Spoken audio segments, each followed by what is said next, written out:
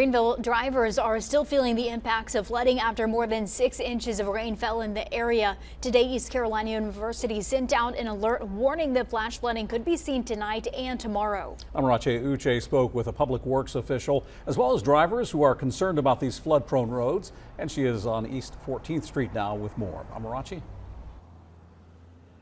Yeah, Dave, Courtney, drivers today were faced with many detours, so a 2-minute commute turned into a 10-minute one for some. Now, roads like this one here behind me are prone to flooding when it rains. Many residents want this to be fixed. In Greenville, cars stranded, waiting to be towed after being met with flooding from overnight storms. Came all the way from Raleigh to call my boss and say there's flooding in Greenville, got to get out to Greenville, got to be there for my brother. Hours after the storm that dropped over 6 inches of rain passed, the damage lingered, with busy roads around the city blocked off. Commuters met with road closed signs in search of a detour. I started on my way to work this morning, got turned around because it was just too much water standing on the ground.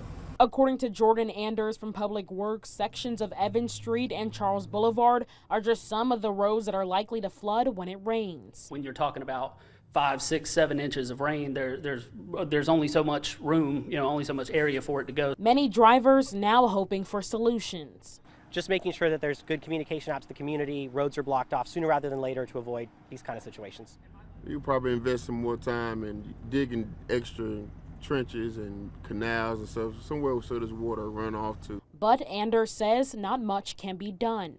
A lot of it, unfortunately, is just sort of the fact that they're all, or most of them are low-lying, and it has a lot to do more with just the area that they're in and the fact that there's only so much you can do. As the city gears up for another round of storms.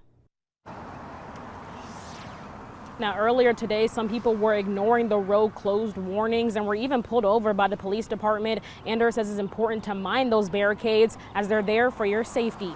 Reporting live in Greenville, Amarachi Uche, WITN News. All right, thanks, Amarachi. And according to Anders, crews spent the rest of the day clearing drains and will be on standby during tonight's storms to close roads off if needed.